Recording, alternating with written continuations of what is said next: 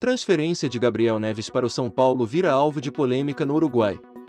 Sócios do Nacional cobram o clube, que anunciou empréstimo com opção de compra na época da negociação.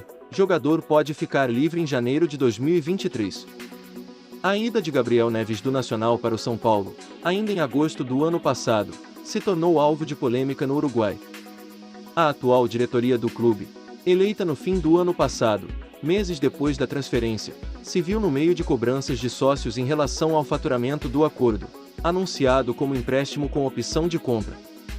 O nome de Gabriel Neves se tornou um dos assuntos mais comentados nas redes sociais uruguaias nesta semana. O tema renasceu depois de torcedores do Nacional serem informados sobre o real acordo entre o volante, o clube e o São Paulo.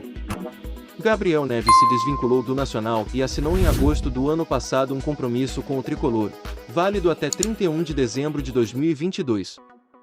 O volante, segundo o registro de agosto do ano passado, chegou de maneira definitiva ao clube do Morumbi e 100% dos direitos estão registrados no balanço São Paulino de 2021. Por este acordo, o clube do Morumbi pagou $300 mil em luvas para o jogador, em 3 parcelas de 100 mil. A última vence agora no próximo mês de junho.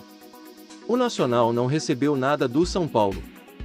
Caso queira a permanência do volante até o fim de 2025, cenário improvável atualmente, o clube deverá pagar mais $1,7 milhão, R$ 8,3 milhões, parcelados em 3 anos em título de luvas. O Nacional também não receberia nada. Não há informações detalhadas sobre essa transferência nos demonstrativos financeiros são paulinos. Em contrapartida, a negociação que trouxe Caleri, outro acordo de empréstimo com opção de compra, está exposto no relatório que está público no site do clube. Se o São Paulo desistir da opção de compra, Gabriel Neves será um jogador livre em janeiro de 2023.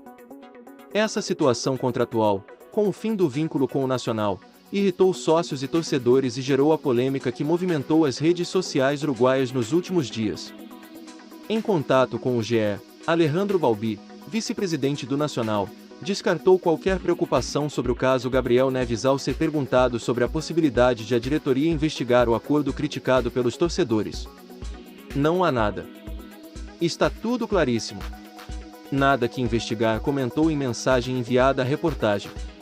Alvo do Independiente, da Argentina, Gabriel Neves não atingiu a expectativa do clube e deve deixar o São Paulo no fim da temporada. Em 2022, o uruguaio atuou em 11 das 35 partidas do tricolor. Mais informações do tricolor. Caleri, do São Paulo, mira quebra de tabu de 50 anos no Brasileirão e vê Hulk e Gabigol acima da média. O último artilheiro estrangeiro do torneio foi o uruguaio Pedro Rocha, em 1972, com 17 gols marcados, também pelo tricolor.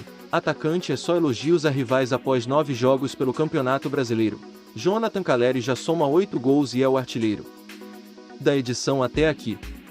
Os bons números pelo São Paulo neste começo de competição fazem o argentino sonhar mais alto, incluindo a quebra de um tabu que já dura 50 anos.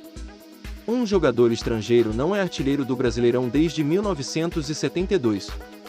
O último a conseguir tal feito foi o uruguaio Pedro Rocha, que na edição daquele ano anotou 17 gols justamente com a camisa do São Paulo e dividiu o prêmio com Dada Maravilha, do Atlético Mineiro.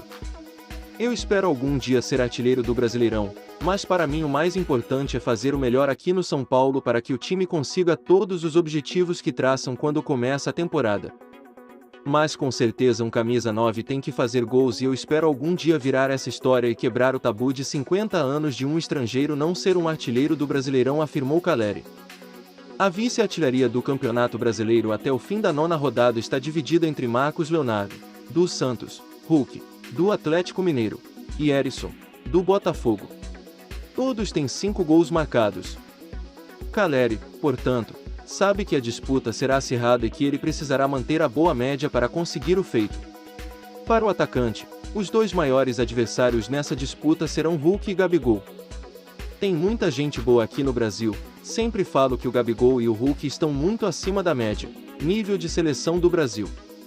Mas os outros têm que tratar de fazer o melhor para brigar para ser o artilheiro do Brasileirão quando fechar as 38 rodadas, comentou. O último artilheiro do São Paulo no Brasileirão foi Luciano, em 2020, quando marcou 18 gols e dividiu o posto com Claudinho, então jogador do Red Bull Bragantino. Mercado da bola. Júlio Casares quebra o silêncio e fala da possibilidade de contratar joias do Sport. Não assinamos nada, o goleiro e o zagueiro têm contrato com o Sport até o final do ano e futuro da dupla na Ilha do Retiro é incerto. Em janeiro, o São Paulo optou por ser agressivo no mercado para qualificar seu elenco, e nesta temporada ao invés de brigar na parte de baixo da tabela, buscar títulos expressivos. Júlio Casares e Carlos Belmonte atenderam os pedidos de Rogério Ceni e trouxeram o goleiro Jandrei, o lateral direito Rafinha, o volante Andrés Colorado e os meio-campistas Patrick, Nicão, Alisson e André Anderson. No meio do ano, no entanto, o São Paulo ainda quer trazer mais um atacante que atue pelos lados do campo, um zagueiro e um goleiro. No setor ofensivo, ainda não há um atleta em pauta nesse momento. Mas no sistema defensivo, Júlio Casares tem um interesse em dois profissionais do Sport, o zagueiro Adrielson e o goleiro Maílson. O goleiro tem contrato com o Leão até o final da temporada e ainda não renovou. Além do São Paulo, outros times, como Coritiba, por exemplo, estão de olho no futuro do jovem arqueiro. Já o zagueiro, Adrielson, que também tem contrato até o final do ano, retornou há pouco dos Emirados Árabes após um período de empréstimo ao Al-Wasl. O defensor ganha muito em relação ao que o rubro-negro pode pagar ao seu elenco. Mesmo assim, Yuri Romão não pretende liberar ninguém nesse momento da temporada e o profissional ficará na Ilha do Retiro. Embora muitos são paulinos estejam empolgados com a possível contratação da dupla, o presidente Júlio Casares negou que o clube tenha interesse no zagueiro e no goleiro. Com nenhum deles assinamos nada. Não estão nos nossos planos, disse o mandatário, que em entrevista ao jornalista Jorge Nicola despistou sobre o assunto, já que como os atletas ainda não podem assinar um pré-contrato, o time pernambucano poderia acusar os paulistas de aliciamento. Na FIFA,